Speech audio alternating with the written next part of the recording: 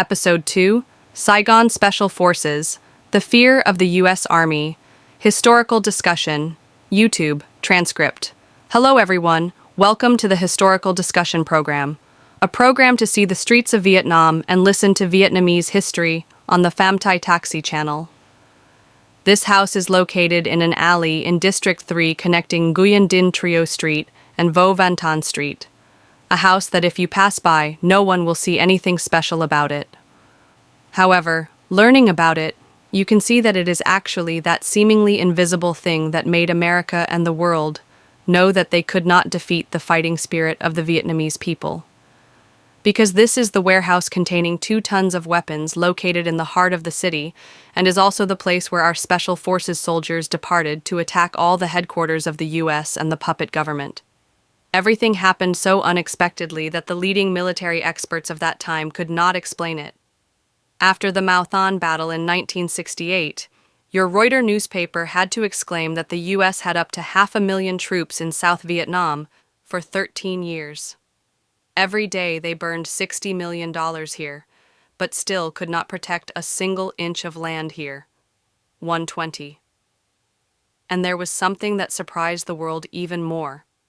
500,000 U.S. troops with weapons equipped to the teeth.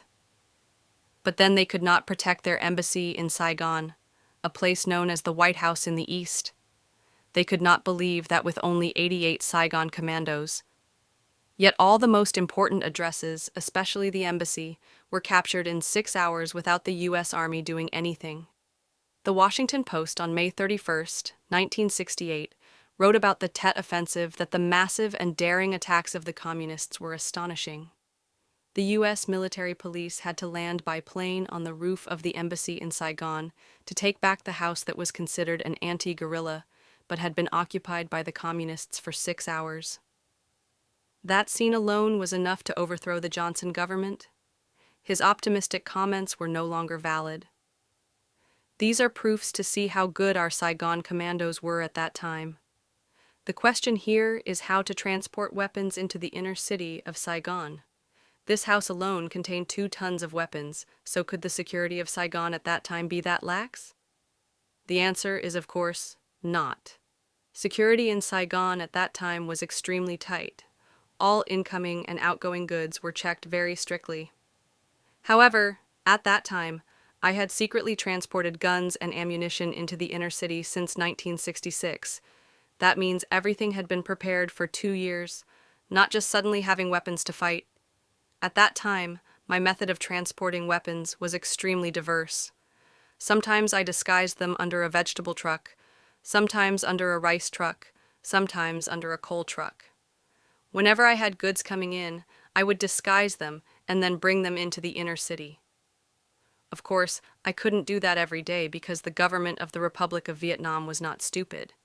They checked everything coming in and out extremely strictly. That's why I only dared to bring a little bit at a time. Because if it was discovered, it would be like losing the entire transportation route. How much sweat and effort had gone into building such a professional shipper team? So I couldn't just be greedy and throw away the whole tray. At that time, our logistics technology was extremely diverse and unpredictable. One day we hid it in a vegetable cart, another day we hid it in a rice cart, another day we hid it in a wooden bed. And to sit down and use descriptive writing to describe what that wooden bed looked like and why the wooden bed could hide weapons inside was really too difficult. However, just looking at this image, you can understand how sophisticatedly we designed everything to be able to camouflage, hide weapons, and bring them into the inner city. However, this sophistication was still nothing.